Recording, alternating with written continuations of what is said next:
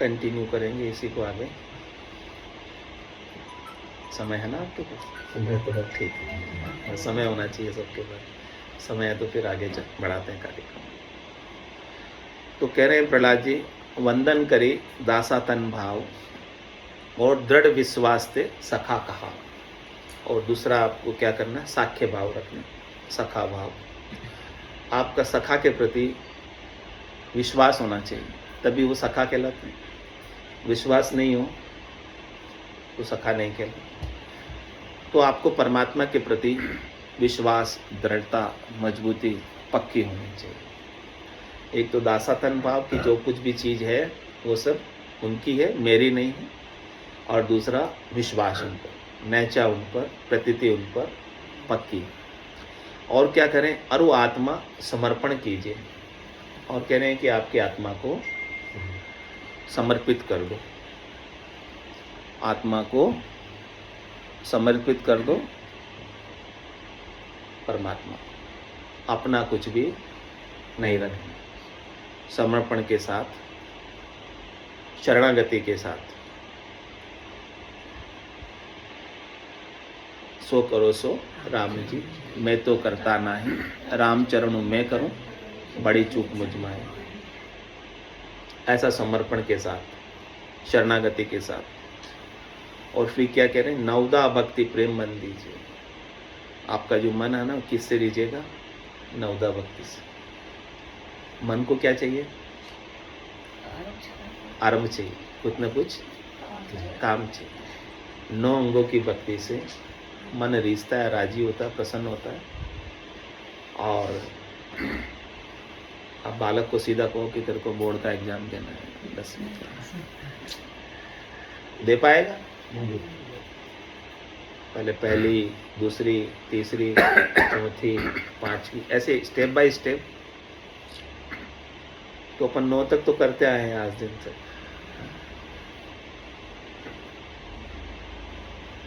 तो 9वीं क्लास जिसने पास कर ली, नवदा भक्ति तक इनके संस्कार हैं, अच्छे संस्कार हैं, करनी चाहिए। तो जिन्होंने की है वो आगे 10वीं में प्रवेश पा सकते हैं। तो कह रहे हैं सबसे पहले तो ये बालकों को क्या सिखाना चाहिए? मंदिर में सेवा करना, पूजा करना, ये सब चीज़ें, ताकि उन प्रीति। अभी डायरेक्ट ही उनको निरंजन निराकार का ज्ञान बताओगे, क्या समझ आएगा?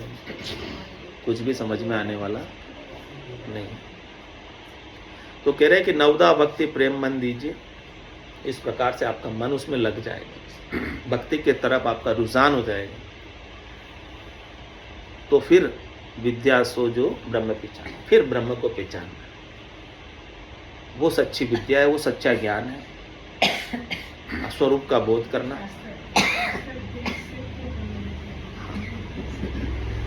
तो ब्रह्म को पहचानने का, अपने स्वरूप को जानने का ज्ञान ही ब्रह्म विद्या है, ब्रह्म ज्ञान है। इस ब्रह्म ज्ञान को जानना इस मनुष्य शरीर का मुख्य उद्देश्य है। और कह रहे हैं अविद्या प्रपंच ही जाने, और बाकी जितने भी प्रपंच हैं इस ब्रह्म ज्ञान के अलावा, वो सब महाराज कह रहे हैं अविद्या, वो विद्या नहीं है। वो सब अज्ञान अवस्था में किए हुए प्रपंच, अज्ञान अवस्था में किए हुए कार्यकलाप हैं, करनी है, क्रियाएं हैं। उनसे आपको कुछ प्राप्त होने वाला, उनमें से आप कुछ साथ लेकर जा नहीं सकते। यदि आपने ब्रह्म ज्ञान को प्राप्त किया है तो ब्रह्म ज्ञान आपके साथ चलने वाला है, और कोई ज्ञान आपके साथ चलने वाला नहीं है। तो कह रहे हैं कि नवदा भक्ति प्रेम मन दीजिए, विद्या सूझो ब्रह्म पिछाने, और अविद्या प्रपंच ही जाने। जब लग मैं मेरी नहीं भूले, तो तन पाए कवन विद फूले। कह रहे हैं कि सारा अपनी आयु अवधि, सारा समय किस में बीत जाता है? मैं मेरी में अवध गमाई, जन्म बदी तो बाता, और सिमरन सौदा कदे न कीना, यो हीर मुसायो हाथा। हीरे के समान अपने को ये मिनखा दे मिली है, अमोलक, बेशकीमती। इसकी कीमत कोई लगा नहीं सकता, इसकी कीमत कोई चुका नहीं सकता। ऐसे अमोलक ये देह है, लेकिन हम इसे किस में गवा देते हैं? मैं मेरी में अवध। इसकी जो आयु अवधि है कि ये शरीर में हूँ और शरीर से संबद्ध संसार मेरा है और मुझे इनसे सुख लेना है। इन्हीं के उपायों में पूरी हम अपनी आयु अवधि को गंवा देते हैं। तो महाराज कह रहे हैं कि प्रहलाद जी कह रहे हैं कि जब लग में मेरी नहीं भूले तो तन पाए कवन भी नहीं भूले। तो जब तक तुम इस बात को नहीं भूलोगे कि शरीर में हूँ, शरीर से संबद्ध संसार मेरा है, तो तुम क्यों व्यर्थ ही फूल रहे हो कि मैं सफल हो गया। ये कोई तुम्हारी सफलता का मापदंड नहीं है कि आपने शरीर से सुख अर्जित कर लिए, संसार से सुख अर्जित कर लिए, इंद्रियों से वस्तुओं से सुख अर्जित कर लिए। ये कोई आपकी सफलता का मापदंड नहीं है, क्योंकि ये सब सुख जो है ना, सब चले जाने वाले हैं। ऋतुए आयो ऋतु ही जासी, भूखो प्यासो नागो रे, अंदन लक्ष्मी छोड़ चले गो, साथ न चाले धागो रे। इसमें से एक धागा भी साथ जाने वाला नहीं, कितना भी इकट्ठा कर लो। रे मति ही ना मानवी, कुछ तो करो विचार, क्या लायो क्या ले जाओ सी, निस्दिन धंधो मार, निस्दिन धंधो मार भूल, करता न बैठो, माया तणी उपाय, स्वाद स्वार्थ में सेठो, भल सहस्त्र लाख कोड्या करो, रति न चाले लार, रे मति ही ना मानवी, कुछ तो करो विचार। इस बात पर थोड़ा सा आप विचार करना। तो जब लग मैं मेरी नहीं भूले, जब तक आप अपनी स्वार्थ पूर्ति को नहीं भूलोगे, शरीर संसार इंद्रियों वस्तुओं के सुखों को नहीं भूलोगे, तो फिर फूलने से कोई फायदा नहीं है कि मैं इतना धनी हूँ, मैं इतना समृद्ध हूँ, मैं इतना सुखवान हूँ, मैं इतना धनवान हूँ। इन बातों पर फूलने से कोई सार वाली बात नहीं। जब लग बंध्यो अहु अरु ममता, साधु सब दजी राम ही रमता। सब जग बंध्यो, पूरा संसार किस में बंधा हुआ है? अहू और ममता, अहंकार में, अपनी विशेषताओं के अहंकार में, और जो उसे सुख देने वाले हैं उनके साथ वो अपनी ममता, अपना हेत, अपना मोह, अपनी आसक्ति बांध लेता है। उससे फिर बंधन में पड़ जाता है, छूट नहीं पाता, क्योंकि वो सुख छोड़ नहीं सकता, तो सुख प्रदान करने वालों को कैसे छोड़ेगा? उनकी आसक्ति, उनके हेत को, उनकी राग को, उनके मोह को कैसे छोड़ेगा? तो पूरा संसार इस प्रकार से बंधन में बंधा हुआ है, ममता के बंधन में और अहम के बंधन में। लेकिन जो साधना करने वाले, भक्ति करने वाले जन हैं, साधु सब तजी राम ही रमता, इन सब बंधनों को छोड़कर वो नित्य मुक्त रमता राम के अंदर अपने जीवन को बिताते।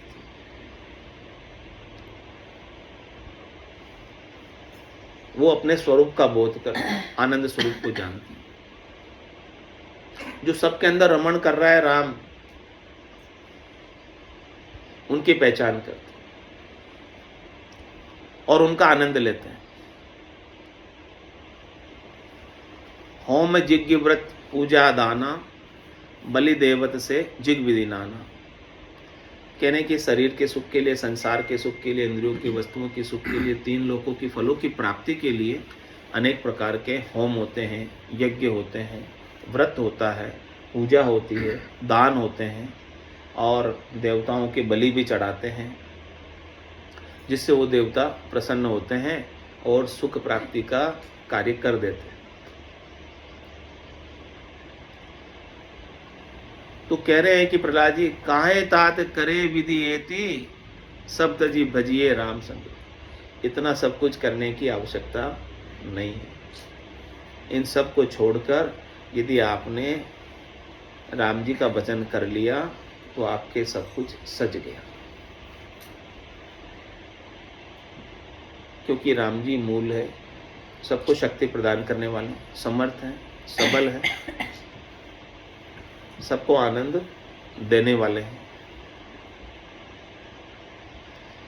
ऐसे आनंद बख्शिश करने वाले राम जी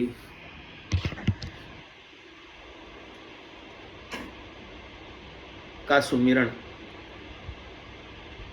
सबसे श्रेष्ठ निका है।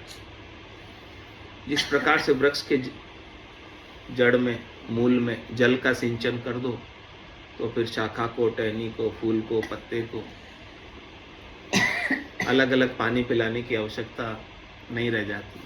उसी प्रकार से राम जी के नाम का सुमिरन करने से सबकी सेवा हो जाती है, सबकी पूजा हो जाती है, सबकी अर्चना हो जाती है, सारे यज्ञों का फल, सारे तीर्थों का फल आपको यहीं बैठे बैठे प्राप्त हो जाता है। सारा लाभ जो मिलना था नाम के सुमिरन से सब कुछ प्राप्त हो जाता है। तो कह रहे कि इतना कुछ करने की आवश्यकता ही नहीं यदि आपने मूल राम जी को जान लिया।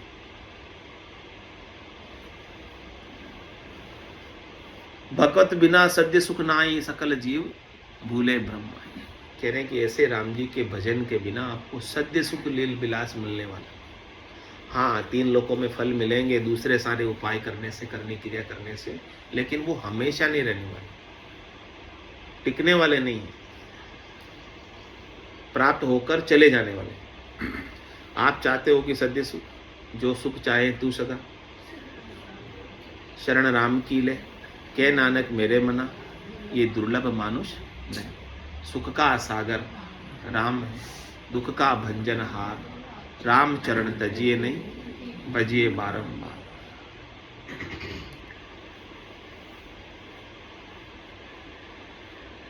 तो भगवत बिना सद्य सुख नाय, ऐसे भगवान के भजन के बिना, ऐसे भगवान को जाने बिना, ऐसे सत्य स्वरूप को जाने बिना, ऐसे आनंद स्वरूप को प्राप्त किए बिना हमेशा हमेशा का सुख लील विलास नहीं मिलने वाला है।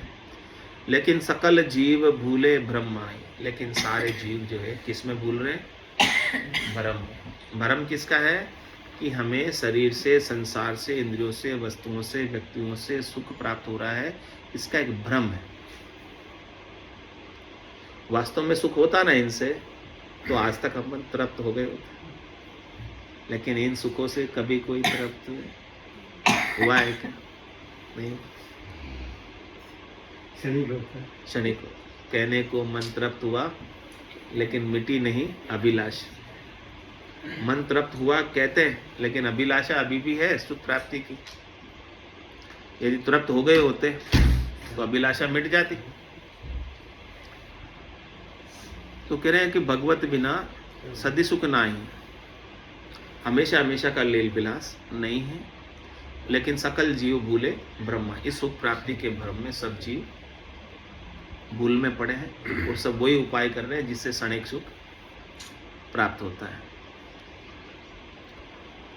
और पर्यो भरम भूलियो भगवान, इस प्रकार से भ्रम में पड़कर अन्य उपाय तो सब कर लेते हैं। जहाँ चमत्कार होता है वहां कितनी भीड़ होती है,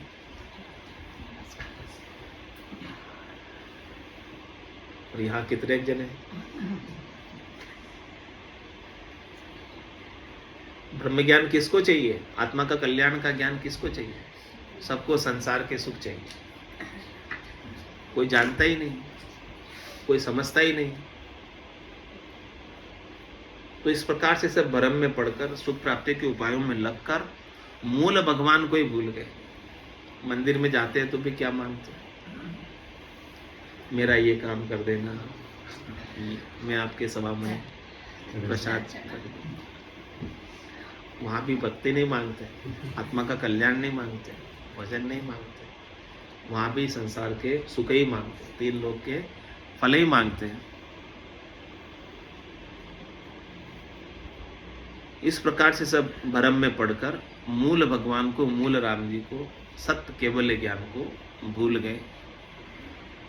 और कह रहे खोवे जन्म व्रता सतमान, जो चीज व्यर्थ है, जो चीज टिकने वाली नहीं है, आप कितना ही प्रयास कर लो उसको टिकाने का, जो चीज झूठी है उसे, उस चीज को आपने सच्चा मान रखा है।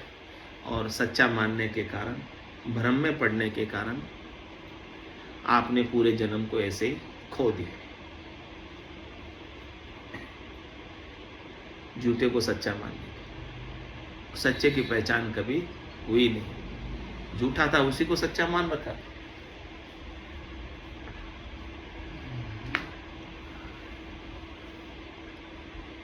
कह रहे हैं प्रहलाद जी, लोहा कनक एक ही बेड़ी, जो नीका कर देखो हेरी। कह रहे हैं कि लोहे की बेड़ी हो पांव में, चाहे सोने की सांकड़ हो, चैन हो, बेड़ी तो बेड़ी है, बंधन तो बंधन है, पड़ी तो पड़ी है, दोनों हथकड़ी है। हथकड़ी चाहे लोहे की हो चाहे सोने की हो, उसे क्या फर्क पड़ेगा? बंधन में कोई फर्क पड़ेगा? तो कह रहे कि अब इस प्रकार से भ्रम में पड़कर शरीर संसार के सुखों को, संसार को सच्चा मानकर भ्रम के कारण अनेक कर्म कर, और सारे कर्म जो किए जाते हैं ना, सुखी होने के लिए किया जाता है। सुखी होने के लिए वो भी कर लेते हैं जीव जो नहीं करना चाहिए, फिर उसका दंड भोगना पड़ता है, क्योंकि जमराज तो किसी को छोड़ने वाला नहीं। हंस हंस किया न छूटे रोया, किया कबाड़ा हाथा, घड़ी घड़ी दमदम का लेखा, चित्रगुप्त का खाता। तो उसके खाते में तो सब लेखा जोखा है। आपने अशुभ भी किया है तो भी उसका लेखा जोखा है, और शुभ भी किया है तो लेखा जोखा। तो कह रहे महाराज, शुभ कर्म कर स्वर्गा जावे, अशुभ किया 84, कै सुखराम भक्ति कर केवल, परम धाम जन जस। परम धाम की प्राप्ति करनी है तो शुभ अशुभ दोनों से अलग होना। पाप पुण्य दुनिया सु न्यारा, भरम करम दुनिया सु न्यारा, जहाँ सु रहो लिवलाई, कै सुखराम राम बिन जग में सभी कर्म उपाय। कह रहे कि जो कुछ भी कर रहे हो राम भजन के अलावा, उन सबसे कर्म बनते हैं, चाहे शुभ कर्म बंधे चाहे अशुभ बंधे। तो शुभ कर्मों की भोगने के लिए तो आपको देवताओं के ऊंचे लोकों में स्थान मिलेगा, स्वर्ग आदि लोकों में, और वहाँ पर सब सुखों का आप भोग करो। और अशुभ कर्म करेंगे तो अशुभ कर्मों का फल 84 लाख जीवा जून में भोगना पड़ेगा। तो इस प्रकार से कह रहे हैं कि बेड़ी तो बेड़ी है, चाहे लोहे की है चाहे सोने की है। पाप कर्म तो लोहे की बेड़ी है, और पुण्य कर्म सोने की बेड़ी है। तो इन बेड़ी से अलग होना, अपने को छूटना है। इसे आप ज्ञान के द्वारा देखो कि हम बंधन से मुक्त हो रहे हैं कि नहीं, या अभी बंधन में ही पड़े रहना चाहते हैं। और ये करनी और क्रियाओं का बंधन आगे से आगे चलता जाता है, छूटता नहीं, अधिक से अधिक भारी होता जाता है। कर्मों का बोझ, कर्म कटते नहीं है, प्रत्युत और उल्टे बंधते जाते हैं। कटेंगे किससे? कै सुखराम चरण अर तेरी, ऐसी मोई बताई, भजन किया सु कर्म कटेला, कटे पलक के माए।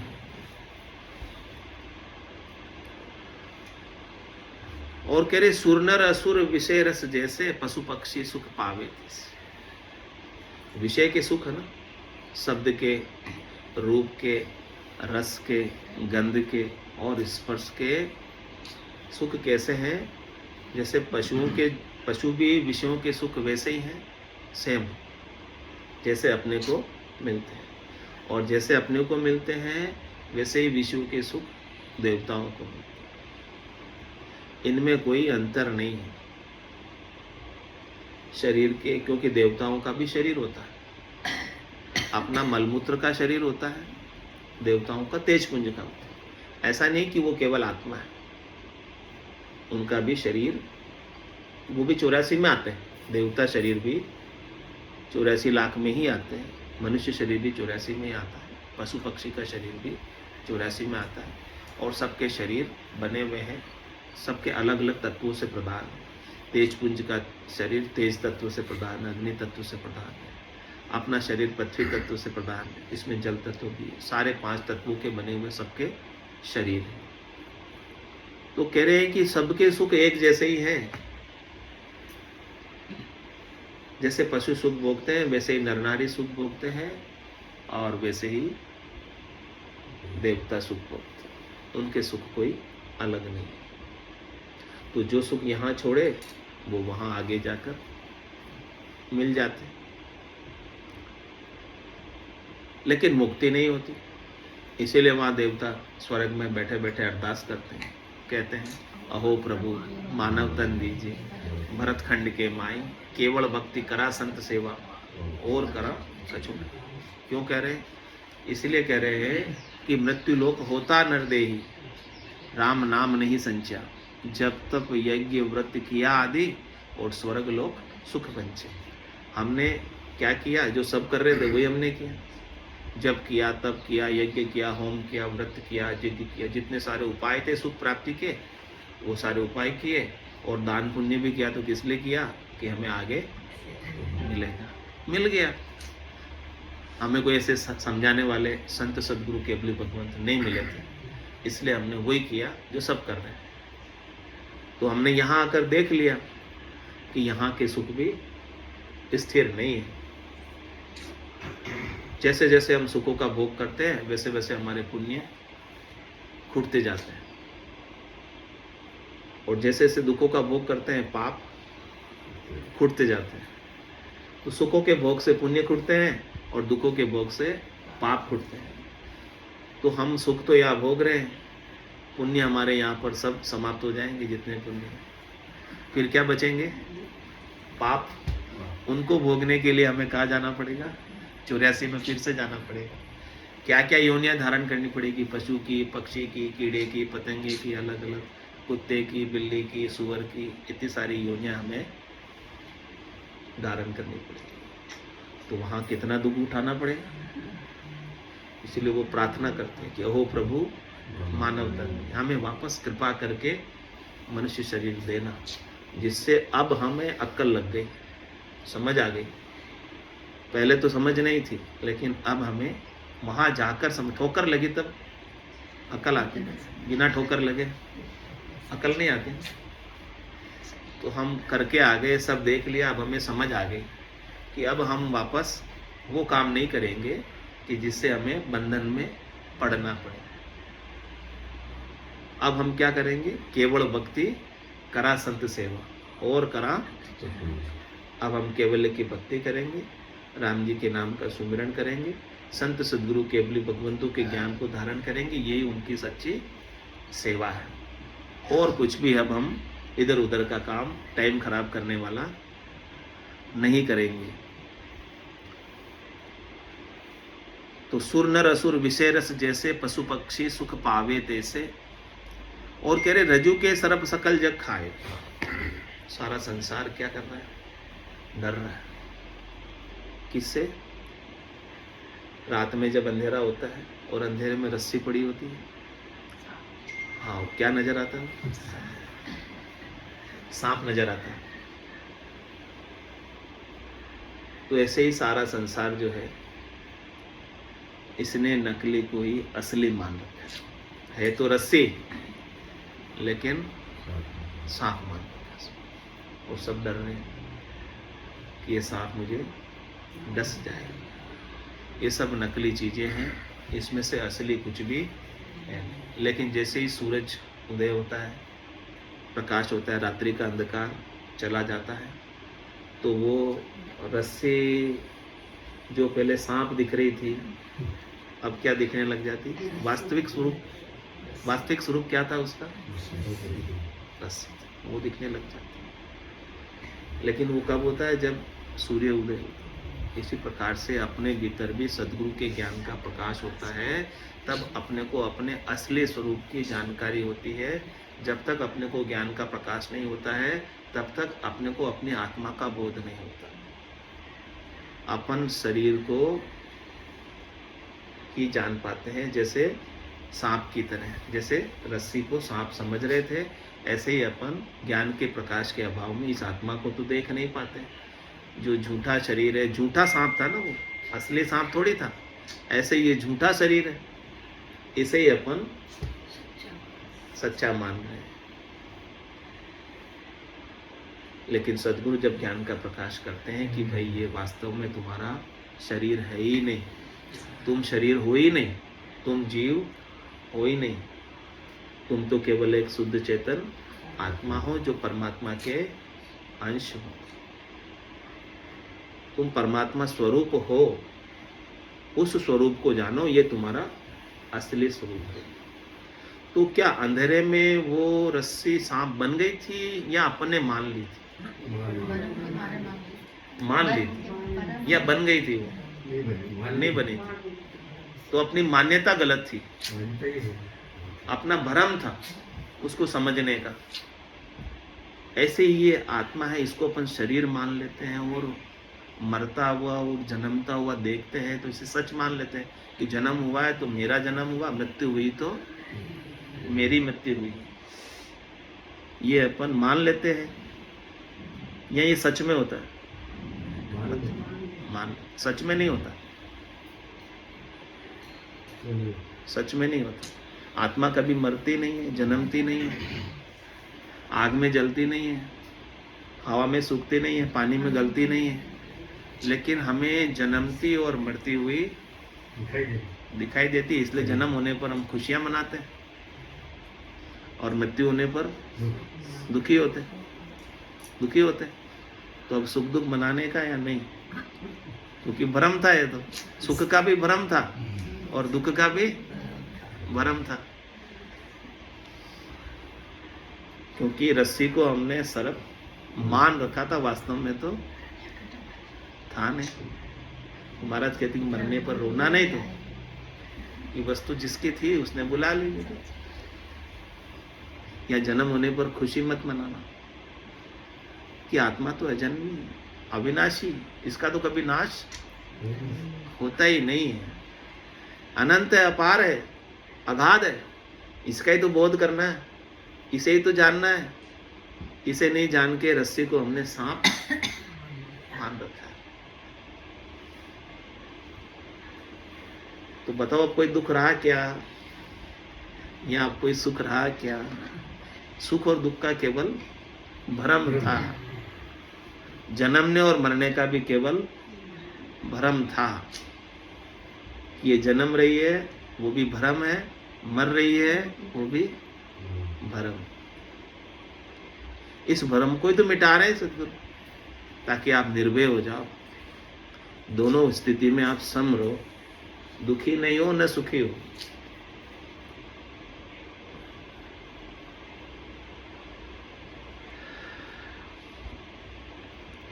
रज्जु के सर्प सकल जग खायो, लेकिन सब डर रहे हैं मरने से।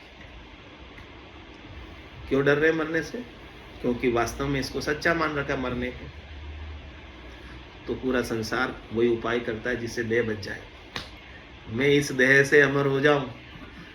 कितने ही उपाय कर लो, कितनी गोलियां इंजेक्शन डॉक्टर से लगवा लो, फिर भी डॉक्टर भी मर जाता बेचारा। क्या करे, बच सकता है क्या? जाना तय शरीर का जाएगा, लेकिन ये आत्मा मरने वाली, वो आप हो, वो आपका स्वरूप हो, उसे आप जानो।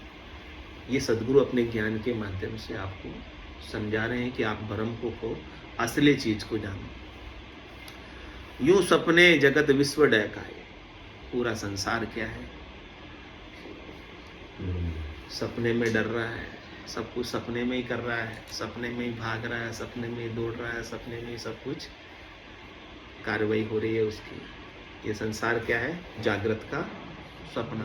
तो एक्चुअली में क्या है, जब बिल्ली रास्ता काटती तो भ्रम में लोग कहते हैं कुछ अनिष्ट है, तो वो सब रिंगिंग ही ऐसी भी है, सॉफ्टवेयर ऐसा डाल दिया। ये जगत है जागृत का स्वप्न, निरख तू सत स्वरूप अपना। तू अपने सत स्वरूप को निरख। ये संसार पूरा सपना है, जागने का सपना है। उमा कहत में अनुभव अपना, सत हरि भजन जगत सब सपना। उमा कहत ते लोग अभागे, तज हरि भजन विषय अनुरागी। वो लोग अभागे हैं मनुष्य शरीर पाकर भी, जो इस प्रकार से विषयों से अनुराग करते हैं, हेत करते हैं, मोह करते हैं, आसक्ति करते हैं। तो पूरा संसार इस स्वप्नवत माया से ही डरा हुआ है, स्वप्नवत माया की प्राप्ति का ही उपाय कर रहा है, स्वप्नों के सुखों को ही पाना चाहता है। सपने में खूब लॉटरी लग गई, जागे तो कुछ भी नहीं।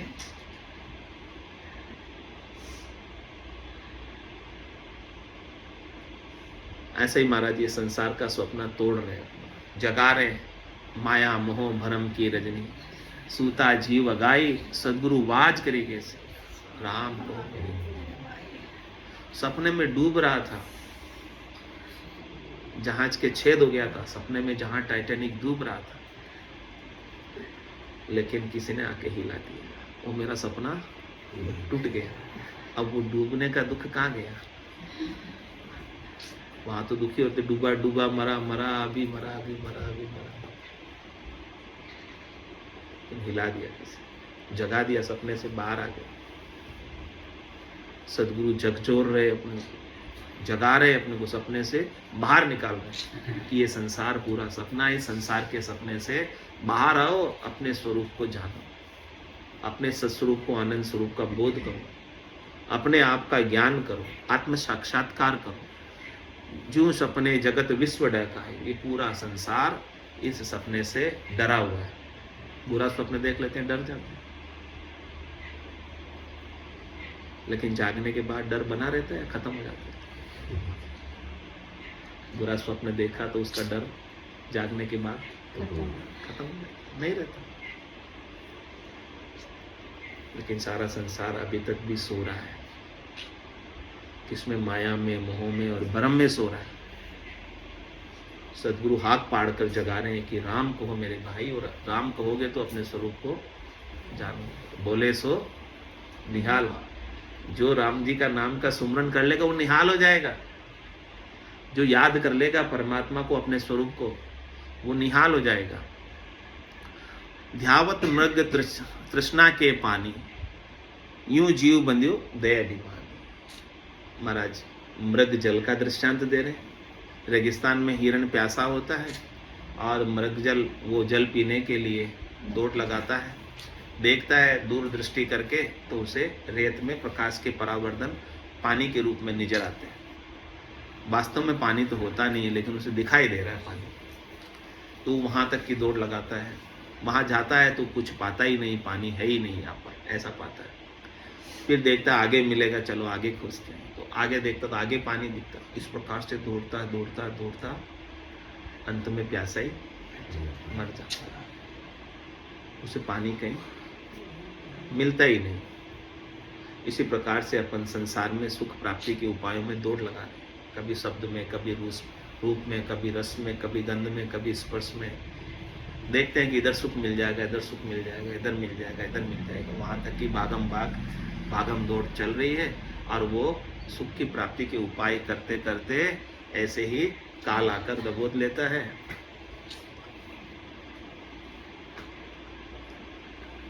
तो महाराज कह रहे अपने स्वरूप को कब जानोगे? उन उपायों को मृग जल के अंदर, मृग तृष्णा के अंदर, उसी पानी को खोजने में लगे रहोगे जो है ही नहीं, जिसका अस्तित्व नहीं है।